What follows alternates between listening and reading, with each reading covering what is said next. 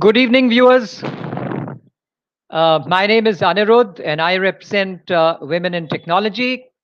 And today evening, it's my great honor and privilege to present before all of you Swati Kumari, Senior Factory Manager with Hindustan Unilever Limited. She works at a place called Baddi, which is in Himachal Pradesh. And before Swati actually gets live on the show, I thought it's fair that I give you some of her background. And she has indeed a very, very interesting background for me to share with you. Originally hailing from Jamshedpur in the eastern part of the country, she is an alumnus of the extremely prestigious IIT Mumbai, a chemical engineer from IIT Mumbai. Uh, it was during her times at IIT Mumbai that Swati got particularly interested in problem solving.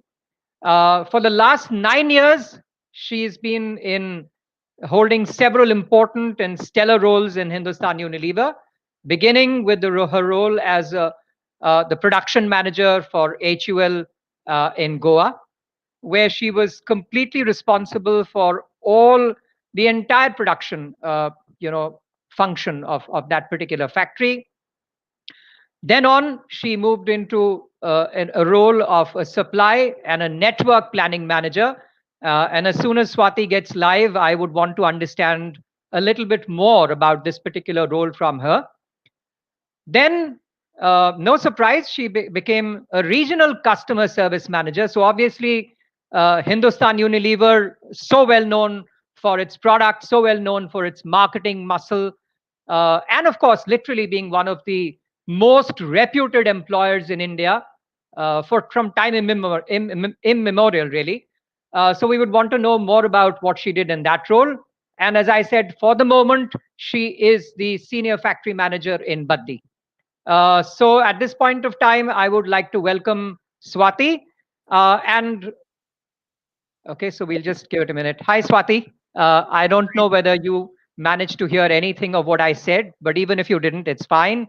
Obviously, in her role as the senior factory manager, she handles everything, completely responsible for government relations, for managing labor unions. Myself coming from an HR background, I do appreciate that, Swati. Things can be pretty sticky. So, and of course, you not only handle production, you handle the vision of the company, all futuristic things that, HL is planning from that particular location, and what have you. So at this point of time, a very warm welcome let me extend on behalf of the viewers and on behalf of WiT. Welcome to the show. And to begin with, I would obviously want to know a little bit about you, maybe a little bit about your background from Jamshedpur, maybe a little bit about the times you spent in IIT. And of particular interest would be actually what you did when you were the supply and network planning manager. Sounds very interesting to me. I'm sure you can tell us more. And then, of course, like I was mentioning to our viewers, in Hindustan Unilever, you can never be far from the customer. So you were the regional customer service manager. So I would be very interested in knowing a little bit about that. So this is where I will pause and once again welcome you very warmly to the show. Thank you, Anuruddha. Thanks a lot for that intro, and it's my pleasure to be here and interact with all of you. Well, I was born and brought up in Jamshedpur. I grew up together with two siblings and my mom. I am married. As Aniruddha mentioned, I have graduated out of IIT Bombay in chemical engineering in 2010. From there, I joined actually a company called VVF as a process engineer. A year later, I got the opportunity to move to HUL, where I started off as a manufacturing manager in Goa, focusing on manufacturing of a personal care product. So having developed a fair bit of expertise on managing manufacturing operation, I took up the role of a supply and network planning manager for our foods category. There I worked very closely. It's a role where you have to work with multi-stakeholders. There I work very closely with marketing, with factories, with procurement, front-end customer service team. And it's a pivotal role where you have to, design the entire supply chain or the movement of your goods from a procurement till reaching, making sure it goes to the customer at the right point in time and the right amount of right quantity. So after my planning stint, I also did a very short-term stint in Unilever UK as a innovation planning manager, where I was managing 4 big innovation networks for a Dove Dio category spanning across 5 cluster countries. After returning back to India, I decided to move my focus on front end and taking up the role of a regional customer service manager in Mumbai. I think again a regional customer service manager or a customer service manager role in a vast company like HUL is one of an experience where you deal with roughly in my role I had dealt with roughly 400 customer as big as customer whose turnover are 25 crores in a month. So owing to these experiences, I grew up within the company to take up the role of a factory manager of one of the largest personal care factories in India, in Baddi, where I am currently. I think the past 9 years in company has been this amazing journey across several roles, on which has helped me deeply understand, own, led varying aspects of supply chain. The ability to determine where we source raw material from a particular SKU of a soap, the competency to manage innovation planning of one of our premium global brands, the decision making power to decide which SKU go where as a planning manager, the fulfillment of solving the problem faced by the largest customers in our most competitive market as a customer service manager, and the ownership of running of one of the factory as a factory manager during one of the toughest time with no one was prepared for.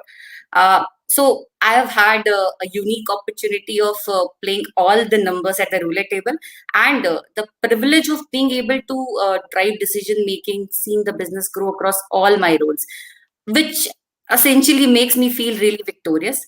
I think the opportunity to understand and go deep into solving problem in supply chain, right from manufacturing to serving the customer, made me excited about my time here. Needless to say, uh, it has been a fulfilling learning curve for me, interacting with so many good smart folks in the organization, and the occasion getting these opportunity to share my journey with all of you 5 people.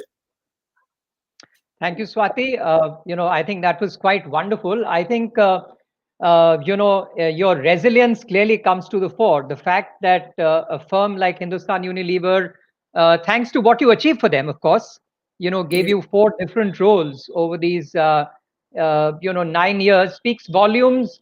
And if I may use the phrase, tells me, and viewers, please understand, clearly Swati is very much ahead in her game, which brings me to the question that the fact that I mean, it is no secret. I mean, Levers is one of the most reputed and cherished names when it comes to having the quality of resources that they do. So despite that, and you're rubbing shoulders with some of the best brains that are there in India and abroad, and despite that, 4 roles in 4 different roles in 9 years tells me that you've been pretty much ahead of the game. So, from your perspective and from the internal levers perspective, what is it that you have done to stay ahead of the game? Okay, Aniruddha, that's a tough question. I don't think there is a magic formula, at least not for me personally. I think support from my family is primary, which gives me a lot of room, comfort to focus on what's important. Outside of it, I feel it's just about doing the basics right, sticking to the fundamentals of what we do. My focus has always been on solving problems fast, solving for long term. While that may not always fully align to instant results, it almost always gives success eventually, and in a manner where impact remains sustainable. I think if I look back at my career, the values I most consistently leveraged on are the ownership and agility. When you own something, you care for it with a long term mindset. Your thought process as an owner enables you to make higher quality choices. You dig deeper, you go a little further, and that is what makes you successful. I think agility is a natural attachment, but I think it develops more with experience, the confidence of you being able to take out of the box decisions goes up, and that improves your effectiveness as a leader. And it's almost a virtuous cycle. Of course, a great part of this has to be attributed to the leadership team of HUL for their inspirational example setting, technical fare on decision making. I think the organization cares deeply about skill building. Still remember the time I was assigned on a 4-month special stint at Leeds, working on an innovation planning, which simply helped me add a newer dimension to my thought. So to converge, I think the key is to just do everything with an owner's mindset, and if done well, leads to guaranteed success, and that has worked well for me. Absolutely wonderful. So one of the things that I picked up, you spoke about, how you probably have, remained agile and, obviously have worked in terms of skilling, while of course being, exposed to some of the best systems. You've had the opportunity of deciding, taking big decisions. But then you've also been a leader of men and women. You've obviously, right now, my understanding is you lead about 800 people. When Yes. you started off, you led about 300 people. In your role as regional customer service manager, you said you were handling 400 plus clients. So those are very, very large numbers. Now, clients aside, when it comes to leading people, I'm sure one of the roles that any leader plays is you motivate, you encourage, and you take the team along, right? And just like you stayed ahead by remaining agile, I'm sure somewhere along the way you also played the necessary part in the whole process of skilling and reskilling. Yes. Several years ago, when we passed out, doing our masters in various sections and streams of management, it had already become fashionable to sort of learn and unlearn and learn as it keeps going. So I would be interested in knowing as to how you embarked on this journey of helping your team and encouraging your team to skill and reskill and maybe at times learn and unlearn, something along those lines. Okay, thanks for that question, Anirudh. I think it's just in one statement, it's brutally important to reskilling yourself, not just from the perspective of being successful personally, but more from the viewpoint of being able to tackle modern days business challenges in environments which are becoming increasingly dynamic and competitive. I think it's fairly easy to lose yourself in the comfort of a job, which makes the focus on upskilling all the more very, very critical. Luckily for me, the diversity in roles, which I have been given the opportunity to lead at HUL, has always made sure that I am on my toes as far as my own learning curve is considered. And if I think more deeply about it, the necessity of upskilling intensifies as you move into leadership positions, where making the right decisions in the most cases the biggest impact you can have, and the success rate is doing so will only improve if you have ability to understand and be good at it. Just to quote a very simplistic example, in my own experience, managing logistic came in extremely handy when had to make certain supply chain changes to manage the COVID situation. Something I possibly could not have been that effective in had I not invested that time to understand how the industry works. So it is not only the technical skill, as you rightly mentioned, where the diversity can give us success. Even the softer skill, taking your team along in your journey, aligning your team to the larger vision, and ability to manage the whole set of the 800 set of people right now who are employed in my factory, and working with the multiple stakeholder goes a long way. I think if you are early in your career, the key is to grab all those mini projects which involves work with multiple functions or managing people. These are perfect for anyone to get their learning curve up and then do it on scale. Lastly, I think there is an important angle here, uh, which is around ways of working. If we look around, the business landscape has changed dramatically in last 10 years, and it's not just because of digitization. It is more to do with the new culture of high performance startups disrupting spaces. Uh, Brilliant is in brilliant execution, rapid decision making, something which we as leaders need to orient our skills to and bring about in our day to day working as individuals. These areas are what I personally believe the core drivers for us for thriving in these changing times. I think absolutely great story, and I was listening literally with rapt attention to all that you were saying. So I mean, there are several things that I picked up. One of the things that you spoke of, and I'll just sort of paraphrase for the benefit of the viewers.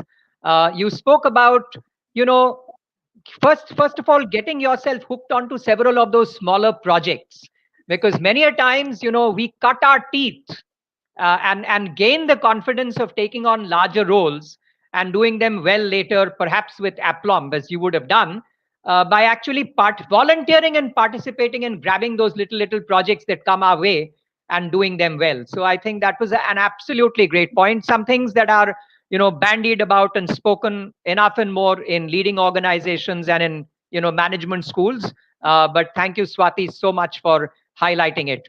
Given the fact that we are in the COVID era, I will not digress too much, but I'm sure our viewers would want to know, what has been, your experience of both managing, people, maybe managing suppliers, if that was an issue, managing different other key stakeholders during these COVID times, right? Because, given that we are where we are, I think it is a relevant question that some of our viewers might want to know. Right, Anuradha. So there is no doubt that this is one of the most challenging time for all of us, where we ended up working across multiple facets to continue to be effective in our businesses, be it supply chain or be it any other industry. I'm saying even for a setup as established as ours, we had to go out of our way to come up with solution to keep our operations running. This despite the fact that we were manufacturing essential goods. For those who may not be aware, our factory in Batti manufacture soaps. So, as I said, the period was really, really challenging, and one has to really navigate through with a lot of instant decision making, problem solvings to navigate your path, through these challenging times. Some of the examples, if I quote, we had to reach out directly to our customers rather than following a typical set of distribution model of making our goods available to the market. So we did a complete makeover of our SOPs and factory layouts to ensure the social distancing is maintained by design inside the factory, and set up a new protocol to for our safe manufacturing. We simplified our portfolio in amazingly quick time to meet the high consumer demands. Similarly, so we had a very, very good medical facility, but to tackle COVID, we had to enhance our medical infrastructure, de-risk medically vulnerable group of people to ensure our operations run safely. And last, but the most important thing is we had to navigate through a series of complex administrative challenges hindering the movement of employees, goods, and extensively work with the local authorities to always be on top of the changes. And that is where the game was lying. That you have to adapt your process as the local rules and the laws were changing for the right reasons. So I think if we step back, the recent crisis just gave everyone across the industry a good view of the opportunities that can be tapped in our internal systems and processes uh, to speed things up while continuing to deliver growth in a safe and sustainable way. The spirit of agility is what must remain true, and that's a big enabler for the success. Thank you. Thank you. And in fact, to link it back to what you said when you were answering the other question, you also spoke about the learnings that even large firms like yours have had from challenges that have been thrown at you from startups who, if nothing else, have much faster decision making. Sometimes they're able to come up with a very, very simple idea which they are able to take in a manner of speaking into production much faster. So and I think it's I hope it's sort of not lost on our viewers the number of times that Swati has spoken about agility, the importance of remaining agile in this marketplace. So, Swati, you've had such a fantastic career with HUL, and which of course is continuing. But at this point of time, I would want to draw the viewers' attention to what perhaps is, I don't know whether it's indicative of your risk-taking ability or not. But for the viewers, one of the things that Swati loves is taking road trips. She drives herself along with her husband. And I just want to highlight and talk about two unique trips that she's undertaken. One is a trip right from Amsterdam to Croatia, which, as per the internet, should take about 14 and a half hours. And I don't know, and we'll ask Swati how much she actually took. But that cuts across all of Germany, all of Austria, and then into Croatia. So that's one of her great trips. The other, for the benefit of the viewers, is what's famously known as US Route 66.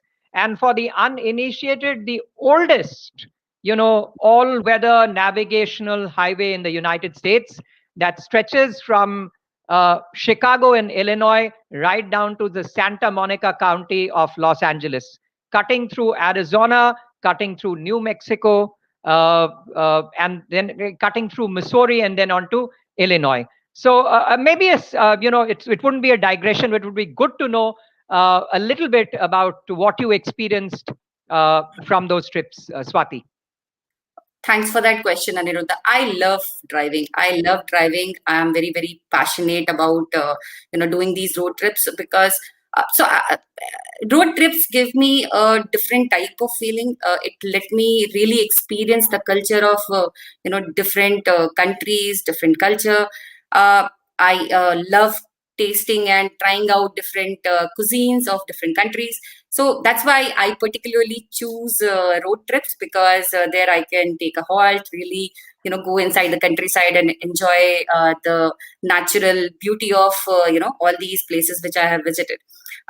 Coming back to the two trips that I have mentioned, Amsterdam to Croatia, it's a lovely drive. It's you are rightly said, it's a 14-hour drive, and me and my husband, we both love driving. That's a good thing. That's why we have been able to, pursue our passion and so to say, a hobby of making sure that we always explore new places. And the journey was really, really good, and 14 hours is something that we took as a challenge, and both of us love driving, and hence we both of us could complete that in one day of time. And as you mentioned, Route 66, very, very beautiful road, very, very beautiful route. If any of our viewers ever have chance to go to US, and you must explore this route. It's the oldest route made back in 1926, and cutting through from East Coast to West Coast, and also known as the Mother Road of US. Again, a great journey. Some of the intricacy of US, the real culture, the nitty-gritties of the cuisines that the US system can throw to us. I think some of these things that we have explored on the road. Excellent. Thank you so much. I took the liberty of, making the chat perhaps a little, not 100% academic, but I hope our viewers would have sort of enjoyed this brief interlude.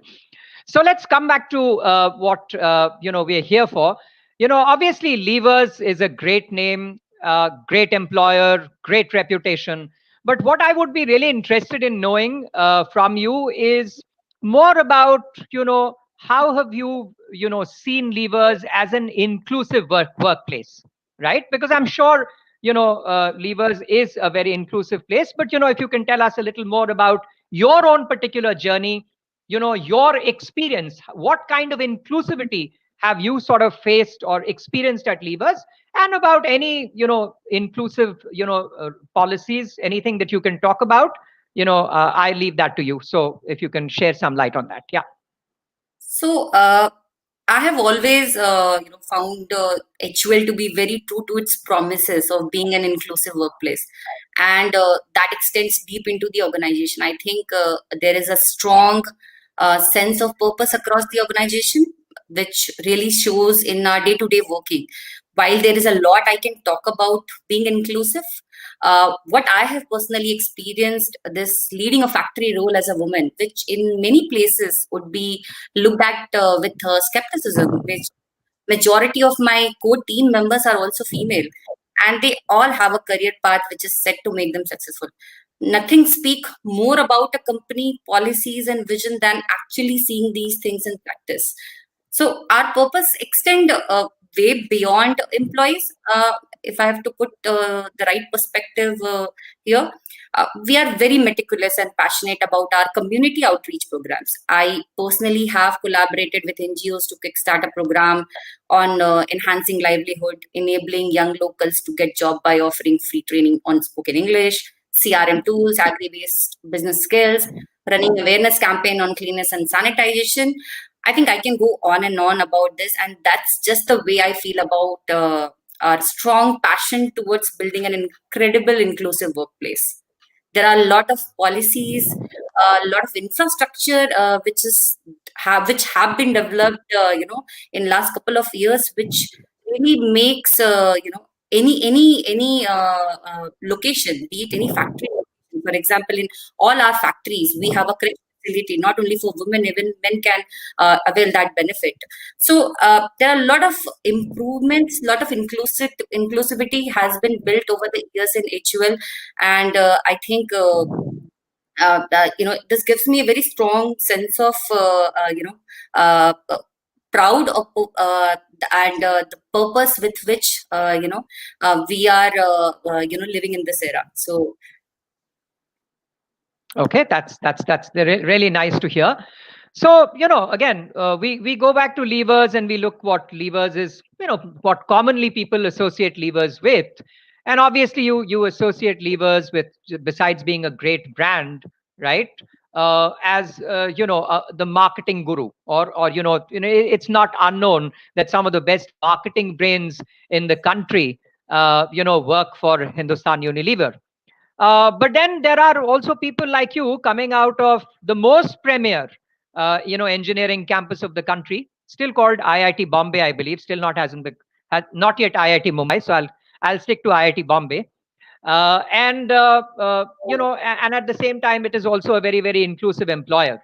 So in the context of that, and yourself also being a woman, would you want to talk something about career opportunities, and about especially not just in the first, perhaps in the context of HUL, but even outside of the context of HUL. I would expect that there would be scores of women who are sort of tuned into today's session, and they would particularly be interested in knowing what is your message for them, those who are in the STEM field: yes.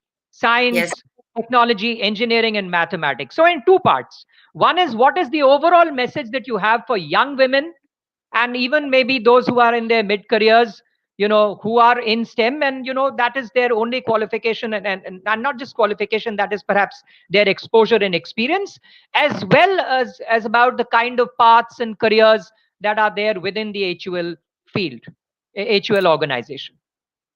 Okay. So I think I have a couple of messages for all the women in STEM, and this is something which I often have conversations to with my mentees and other fellow colleagues. The world is changing rapidly, and we are no longer in a situation where women have any disadvantage whatsoever. And yes, I can say so in that many words. In pursuing a career in any field, in any field, not only very specific to HUL, not any very very specific to supply chain, in any field. I think when I look around, just in my region, the factory managers of HUL, Johnson and Johnson, and P&G are all women. I think the bigger message though is that if you are pursuing STEM, then problem solving is what most probably excites you at the end of the day. Then the supply chain has just the right complexity, the right dynamics, and the multidimensional elements to it if you find gratification across. So I really look forward to, and I'm excited about the idea to a strong of participation in STEM going to the next level. So I got that. Now, you have obviously been, and this, mind you, is a question which has come from the audience, Swati. So, looking at your career, you have obviously been very, very successful, right? And you also did mention of you being aware of several other, women in senior positions across, reputed organizations. And yet, we don't really see as many women pursuing STEM careers.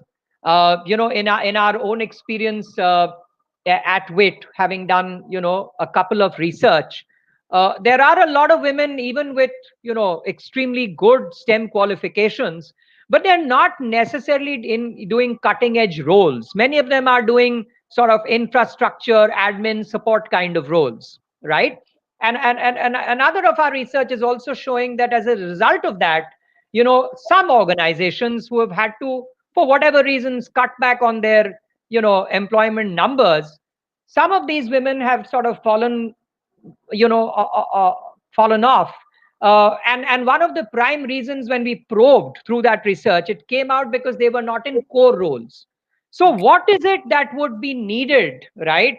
uh, that would need to we such that we can get more women into STEM roles, and what would be your advice for that? So that's actually a very valid point, Aniruddha. And I think if we step back and give it some perspective, why it is happening, as you rightly mentioned, that I'm saying many of women are employed in those back end role, which an organization, for the right reason, if they have to optimize, those are the roles which is not really value addition or directly facing to the customer. That is not directly adding turnover to their organization, and hence it's easy to take that decision to optimize those roles. And that is where many of our women colleagues have been got impacted with. So I'm saying, coming back to the point that one has to learn from its own experience. There is a lot to learn from its own experience. You need to get inspired by your own successes and failures, and you have to have a passion to achieve something. I think this entire COVID scenario, maybe there are a lot of jobs which got shaved off, but at the same time, it has opened up a lot of opportunities, which in any many of the organizations traditionally, a role which has always been thought that it can be only delivered when you come to office, or when you are particularly in that area. But now every role is getting redefined, and the work from home is something that every organization is leveraging on. So I think there are a lot of opportunities which has opened up for women. The important thing is, one has to be really, really passionate about it. And if you really being very passionate about, and if you have energy to drive it, if you have right role models where whom you really admire, whom you really learn, or their story, if you have really learned, I think these are few of the things which really inspire many of the women colleague, and that has inspired me to always be up on the game. So, that's obviously great to hear, Swati. But, at the end of the day, it's absolutely great to hear that you've had great role models. You've been inspired yourself. And, that's what have sort of fueled your journey to the success, that that you've sort of encountered. But like I was mentioning, at the same time, the numbers are not, where they ought to be. So is there something that women should be sort of doing? Is there, as a woman, was there, when you started off, let's say, was there any sense of apprehension or any misgiving at all? And there might not have been, right? uh, in sort of pursuing a career in STEM. So, frankly speaking, in my own experience, it has never come across in my way of developing my career, or where I want, or how I wanted to shape my career. Uh, I'd suggest that uh, making sure that you are skilled and you have a passion, to go for your vision or go for your career growth. I think that is something we all women need to engraved in our self. There's nothing, there is no showstoppers, I would say. We are the bottle, our mind or our bottle limitation on what we can achieve is something, is the bottleneck for ourselves. So I think right passion and right energy is something that we all need to engraved, and that is the path for success. Excellent. So I think, Swati, we are sort of almost coming to the end of our show. The last couple of questions which have come up, and I think they're extremely topical and relevant for two reasons. One is, of course, who you are and, what we are showcasing today. That is a woman at the helm of, a large factory of a brand and company like Hindustan Unilever. And then you've also started off as a production manager. So maybe you could, for the benefit of our viewers, because I'm sure there are many, women, both laterals as well as youngsters who are sort of listening in. So maybe if you could highlight, you know, uh, what were the challenges that you faced? What were the key things that women who want to pursue these kind of careers, what kind of exposure, experiences will they be richer off, right? By pursuing the role of both a production manager or a manufacturing manager, as you probably, as it is probably called in HUL, and now as a factory manager or as a senior factory manager. And what is your typical day like? What does a senior factory manager in an organization like HUL do? Okay, so I will answer the later question first. So my Sure. typical day starts with since it's a COVID time, so my typical day starts with firstly taking the tag of our people, that how are the health and safety of our people doing. I make sure that I reach to each and every individual if there are any sort of health issue. I have totally 800 manpower reporting to me, and I proud to say that on a daily basis, or if not daily basis, I make sure that I reach to as many as people, to make sure to land that message that the battle against COVID is not yet done, and we need to be making sure that all the preventive measures so far we have with us, that maintaining distance, ensuring that right PPs are used, those messages are landed and iterated and reiterated again and again.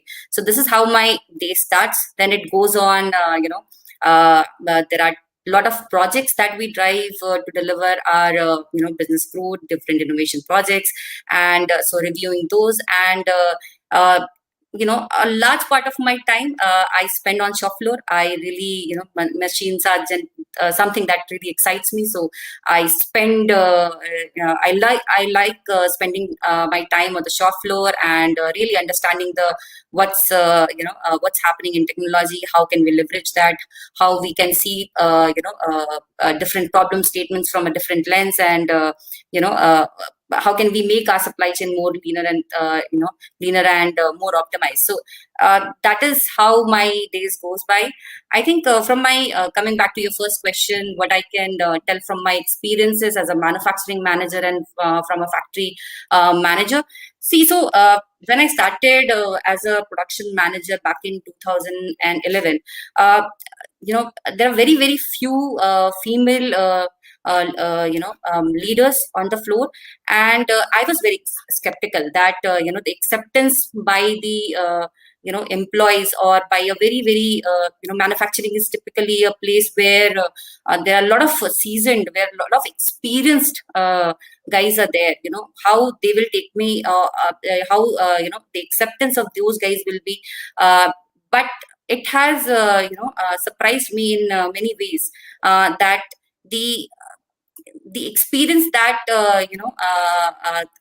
you have to maintain a right balance between your technical skills, your managerial skills, and leveraging the expertise of the experienced guys which you have.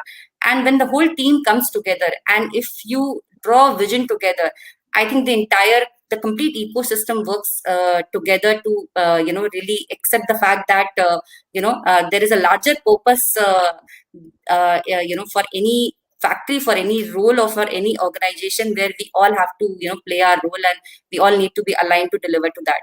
And it doesn't matter who is leading, be it men or women, or from what background they are coming. I think the purpose is something that one has to recognize, and if that all come together, I think the great success stories comes out of that. Wonderful, Swati. I think certainly I have enjoyed this conversation thoroughly. We are just about a time. We're roughly about 30 to 40 seconds away from the time where we sort of said we would end the show.